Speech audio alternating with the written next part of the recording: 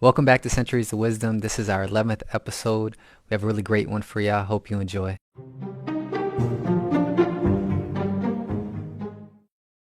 Here's a question for you. If you had your life to live over, at least that part of it you've lived, would you do the same as you've done, or would you live it differently?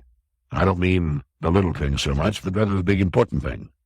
It's a big question, and according to a survey, a third of the women would do differently if they could live their lives over again, and better than half the men would have chosen some other line to follow.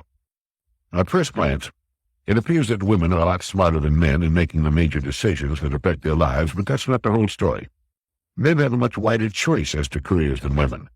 You can say that women have exactly the same choice, but it doesn't work out that way. You don't find many women piloting commercial aircraft, or ships at sea, or playing center for the Chicago Bears, or second base for the Yankees. Most women consider their careers to be marriage, children, and a home, and it's a big enough career for anyone. Psychologists point out, for instance, that great numbers of young people every year give up their dreams for particular careers because love comes along. Now, in a way, this seems to be a victory for the woman in that she has achieved the career of her choice, while her husband has had to give up his. But the facts seem to point out that it's a Pyrrhic victory, and while the cost is deferred, it's nonetheless there and must one day be paid. Psychologists say that after the honeymoon's over and the young couple begin to stare life in the face, economics enters the picture. And this is one of the major reasons why more than half of the men surveyed indicated that they would have done differently if they could live their lives over again. They did not mean they would not have married their present wives necessarily, although I'm sure there were a sprinkling of these, but rather that they would have waited until they got on course before they married. Most of them in a few years wish they'd stuck to their original career decisions. They see then, although it seems they can at the time of their mistake, that they could have had the career of which they planned and dreamed, and the woman to whom they married. They could have had both. But they foolishly gave up one in favor of the other. They quit too soon. Economy is the great modifier of romance, and a girl is very wise who tells her young man to finish his preparation for his career before they marry. If their love is real and strong, it can stand the test of time. Time will only deepen it. If it's not the real thing, waiting will expose its flaws to the benefit of both of them. She will have a much better life, a contented husband, a better place in the community, and very probably more money to spend if she'll concentrate less on victory and more on a peaceful alliance. Occasionally, this picture is reversed, and then the man should be content to wait. A man needs a career outside of his home as well as a wife and children. Young women should remember this and get their starry-eyed young man back on the right track. I have an office in Fort Lauderdale, Florida, where I now do most of my writing. It's near a large, popular marina, and during the hour I take off for lunch, I enjoy walking about the marina in the sunshine and seeing what new boats have shown up. The other day, an interesting steel schooner of about 60 feet came in as I stood near the fuel dock. She had obviously been on a long voyage and was from out of the country, as her yellow quarantine pennant signified. I struck up a conversation with one of her 3 young crew members and learned they were British. They'd sailed the schooner from England, first visiting Scandinavia and the North Sea, then down the coast of Europe to the Canary Islands, and from there to the West Indies, where they'd spent 3 months island hopping, scuba diving, fishing, and just enjoying themselves. One is a dentist, one an engineer, and the third, who owns the schooner, is a university graduate who is simply looking for adventure. They're all still in their 20s, in great shape from their months at sea, and delightful and interesting young men. My wife and I have had them over for cocktails and dinner and introduced them to a few people in the area. Everyone to whom we've talked about them agrees with us that these young men are doing something more young people should do. They're devoting a year or two to travel and adventure and to getting their heads on straight before entering their careers. Most young people go from school directly into their careers, from one institution right into another, with no breathing and thinking time in between. Now our young English friends are working and saving enough money to continue their cruise. They hope eventually to work their way around the world, and the dentist and engineer are thinking seriously of settling in the United States when their odyssey has ended. Emerson wrote, "Nature magically suits a man to his fortunes, making these the fruit of his character."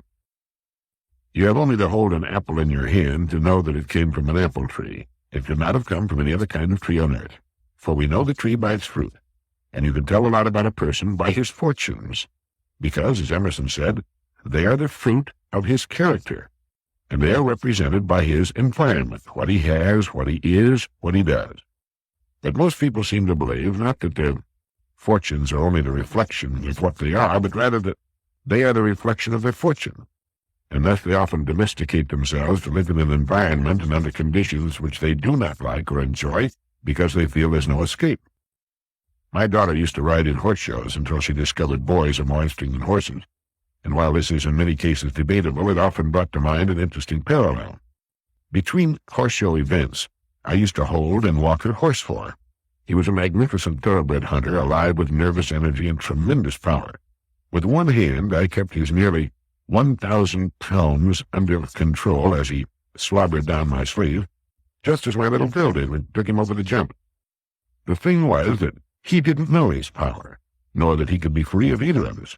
He was controlled by our minds, certainly not by our strength, just as we control all the animals of the earth.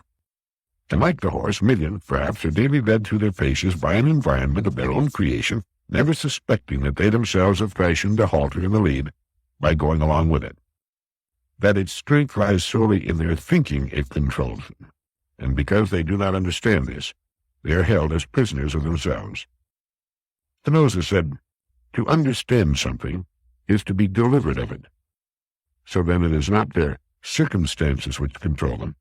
It is their lack of understanding that their fortunes are the fruit of their character. Are you familiar with Buddha's Eightfold Path? Very little is known by most people in the Western world about this great man who lived 560 years before the birth of Christ. He taught for 45 years. Like so many great teachers, he wrote not a word, and more than 100 years followed his death before the first written records appeared. Let me see if I can give you his 8 steps for enlightenment, what we might call happiness. There are really 9 steps because one that he stressed that does not appear in the 8th is right association. To understand that good health is as contagious as disease, as are virtue and cheerfulness. So the preliminary step is to associate with those whom you want to be like. Then step number 1 is right knowledge. Anything here would be an oversimplification. Let's just say that right knowledge is an understanding that what is right is natural for us. To follow our natural inclinations and seek truth in everything we do or say. To understand that we can overcome our difficulties by following the right path and by having an ongoing program of continuing education. Step number 2 is right aspiration. To make up our minds as to what our hearts really want. To get on course toward it and stay on course. Step number 3 is right speech. To watch what we say in the understanding that it is an indication of what sort of person we are. To try to speak the truth in everything we say, and to say nothing that will not in some way help a situation or a person. To understand that our speech gives us away not just to others, but if we're wise, to ourselves. It reveals our true character, and like anything else, it can probably stand some improvement. Step number 4 is right behavior, and this includes the 5 precepts, the Buddhist variation on the second or ethical half of the 10 Commandments. Do not kill. Strict Buddhists are vegetarian. Do not steal. Do not lie. Do not be unchaste. Do not drink intoxicants. Step number 5 is right livelihood. By this is meant to work at something which makes a positive contribution to society and is compatible with living the good life. Step number 6 is right effort. Buddha says, those who follow the way might well follow the example of an ox that marches through the deep mire carrying a heavy load. He is tired, but his steady gaze, looking forward, will never relax until he comes out of the mire, and it is only then he takes a respite. Step number 7 is right mindfulness. No teacher ever credited the mind with more influence over life than did Buddha. The best loved of his text, the Dhammapada, opens with the words, all we are is the result of what we have thought. And step number 8 is right absorption. That is, meditation until you have seen the truth, have received enlightenment. In fact, the word Buddha means enlightened one. His actual name was Siddhartha Gautama. He was born the son of a king and was, according to the legends, a strikingly handsome man who could have been a great king in his own right. But he chose to redeem his world rather than rule it. The power of his teachings are evidenced by the fact that millions still live by them. I read in Immerse about a paper by E.F. Schumacher entitled Modern Pressures and Environment, in which it is recommended that we free our imagination from existing systems I like that. We need to think in new directions. He writes, if still more education is to save us, it would have to be education of a somewhat different kind, an education that takes us into the depth of things and does not spend itself in an ever-extending battle with symptoms. The problem posed by environmental deterioration is not primarily a technical problem. If it were, it would not have arisen in its acutest form in the technologically most advanced societies. It does not stem from scientific or technical incompetence, or from insufficient scientific education, or from a lack of information, or from any shortage of trained manpower, or lack of money for research. It stems from the lifestyle of the modern world, which in turn arises from its most basic beliefs, its metaphysics, if you like, or its religion. The whole of human life, it may be said, is a dialogue between man and his environment, a sequence of questions and responses. We pose questions to the universe by what we do, and the universe, by its response, informs us of whether our actions fit into its laws or not. Small transgressions evoke limited or mild responses. Large transgressions evoke general, threatening, and possibly violent responses. The very universality of the environmental crisis indicates the universality of our transgressions. It is the philosophy, or metaphysics, of materialism which is being challenged. And the challenge comes not from a few saints and sages, but from the environment. Now, this is a new situation. At all times, in all societies, in all parts of the world, the saints and sages have warned against materialism and pleaded for a more realistic order of priorities. The languages have differed, the symbols have varied, but the essential message has always been the same. In modern terms, get your priorities right. In Christian terms, seek ye first the kingdom of God, and all these things, the material things which you also need, shall be added unto you. They shall be added, we've always been told, added here on earth, where we need them, not simply in an afterlife beyond our imagination. Now, at issue here, Menace states, is whether or not nature, the universe, our environmental host, can speak in a language capable of being read in this way. Schumacher believes that it can. He says, today the same message reaches us from the universe itself. It speaks the language of pollution, exhaustion, breakdown, overpopulation, and also terrorism, genocide, drug addiction, and so forth. It is unlikely that the destructive forces which the materialist philosophy has unleashed can be brought under control simply by mobilizing more resources of wealth, education, and research to fight pollution, to preserve wildlife, to discover new sources of energy, and to arrive at more effective agreements on peaceful coexistence. I'm not real certain that he's correct about that, but he goes on to say that everything points to the fact that what is most needed today is a revision of the ends which all our efforts are meant to serve, and I'll certainly go along with that. And this implies that above all else, we need the development of a lifestyle which accords to material things their proper, legitimate place, which is secondary and not primary. The so-called logic of production is neither the logic of life nor that of society. It is a small and subservient part of both. Its destructive effects cannot be brought under control so that the destructive forces cease to be unleashed. The chance of mitigating the rate of resource depletion or of bringing harmony into the relationship between man and his environment is non-existent as long as there is no idea anywhere of a lifestyle which treats enough as good and more than enough as being of evil.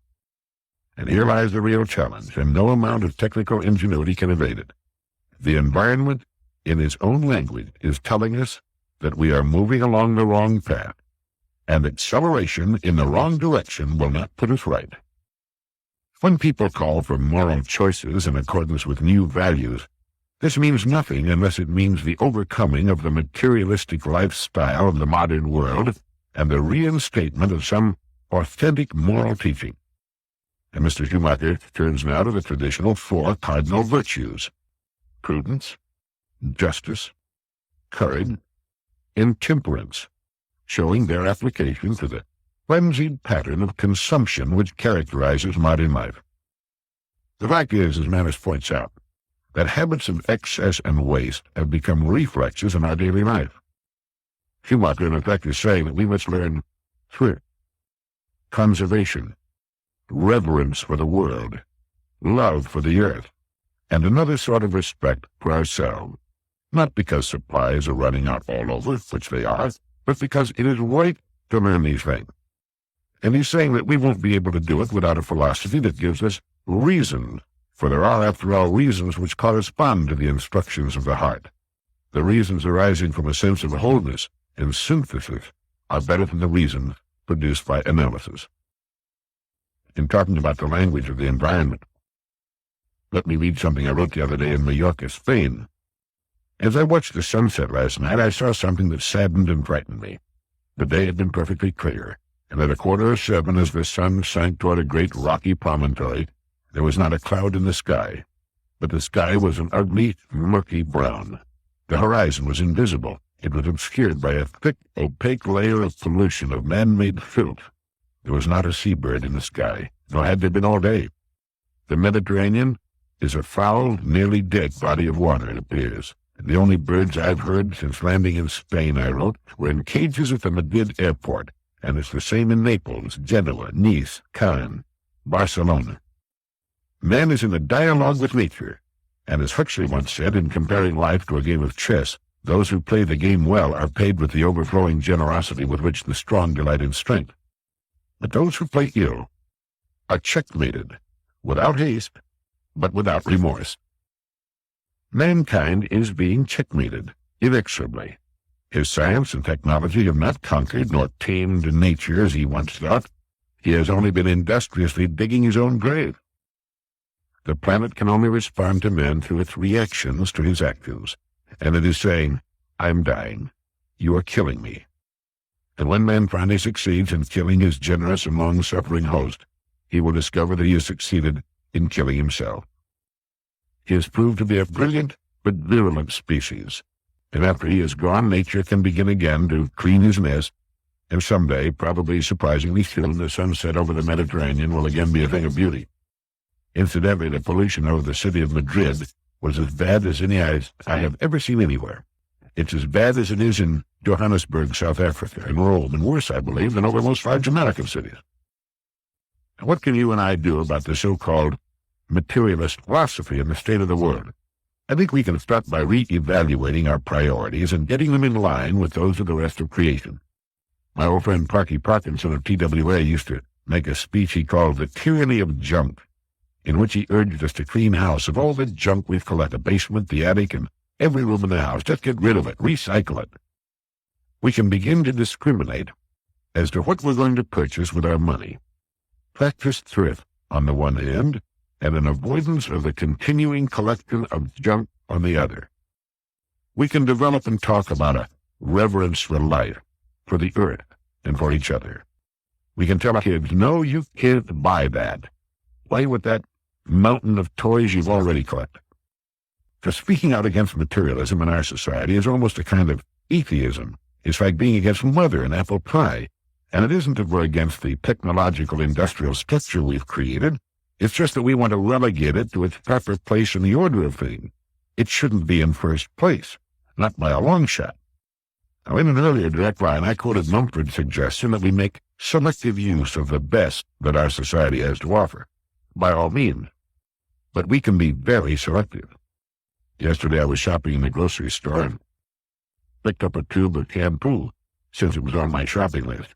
When I saw the price stamped on it, I put it back and said to myself, I'll wash my hair with soap. There's so many things we can do without and still live well, even better. Now, we want our great business establishment to flourish and wax profitable. We would like to see it extend its sales and distribution and effects to the four corners of the earth. But let us make it qualify for our business the hard way, by producing a needed or much desired product of the very finest quality. Let's take home no more junk. Let's put ourselves and our kind and our earth and its creatures and beauty back into their proper places. I was reading of a proposal to put into orbit around the earth great reflectors to capture the sun's energy and send it to Earth by microwave. If the plan works, the Earth will have a free, non-polluting source of unlimited energy for at least the next 3 billion years, free at least at its source. It caused me to remember that there's always a way to what we need and want, if we don't stop with early ideas and decisions and get stuck on them. There's not only a way to what we want, but a way that is exactly right and does not demand too great a trade-off. Now, fossil fuels now supply 97% of all the Earth's energy needs. That's practically all of it. In less than 100 years, our dependency on this convenient and heretofore abundant fuel supply has become all but total. Now it's running out, perhaps in the nick of time to save the biosphere from lethal doses of hydrocarbon pollution, and we must turn to new energy sources. As we find them, we will wonder at our long dependency on fossil fuel. Now, it's the same with us when we follow the dictates of the voice that speaks to us at quiet time, the voice that is our true selves trying to get through the artificial wall we work so hard to build around ourselves. When we have finally taken a step we wanted for so long to take, we invariably say, "Why did I wait so long? What in the world was I afraid of?" We tend to stop at partial solutions in almost everything we do. We get out of school, and as a rule, let our very partial and incomplete education suffice for the rest of our days. It's no wonder that so many millions are hanging on for dear life to the rudimentary and partial solutions they've managed to find for themselves. Eric Hoffer, in his book The True Believer, has told us that there is a conservatism of the very poor that's as rigid as that of the very rich. They fear any change in the belief that no matter how bad their present situation may be, any change at all might be a change for the worse. We might say the middle class seeks change in that it tends to be upwardly mobile, but change to the middle class consists of a series of quickly grasped stopgap measures based mainly on the direction of the economy. When I read of Edward G. Robinson's death, I learned for the first time that his lifelong motto had been to reach beyond his present grasp. I don't recall the exact words. I could have written them down at the time. It wasn't that he was advocating living beyond our means. It was more a matter of recognizing just what the true extent of our real means are and challenging ourselves to reach more closely toward them. And each of us has a voice bidding him to follow the way that is right for him. That voice is what the ancient Greeks called our soul, the real person lurking behind the facade we present to the world. I think that's why meditation is such a good and constructive practice. When we sit and quietly meditate, clear our minds of all cares, we let that quiet voice come through. Not at first, perhaps. With a little practice, it'll come. Very few people in the Western world meditate, and they often cut themselves off from their true selves by not following this ancient and enlightening practice. Perhaps it's in our childhood that we learn to settle for less than we can really achieve. How does that line go? Men are made into slaves not by heredity, but by the habits bred into them in their youth. We learn as youngsters that it's all right to settle for a passing grade. "It's good enough" becomes our slogan. And then we find ourselves applying "it's good enough" to more important things like a job, income, home, neighborhood. Do you like your work? Oh, it's good enough. It's okay.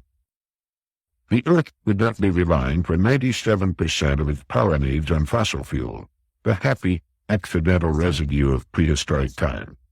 And we will see the move over the next 50 years to new, cleaner, more efficient, more effective, cheaper, and longer-lasting sources of energy. Deuterium from seawater, the harnessing of hydrogen and solar energy. The use of fossil fuel will become a fossil of history, a brief step up from the horse to the automobile and the jet airplane. But for a while, we thought we'd found the answer to man's power needs forever. During the lives of most of us, we'll see the thick, ugly pall of pollution removed forever from the skies, and the return of clear sunlight, clean rain and snow, and fresh, breathable air. But how many of us have stopped too soon, too, in our own mind? Thank you.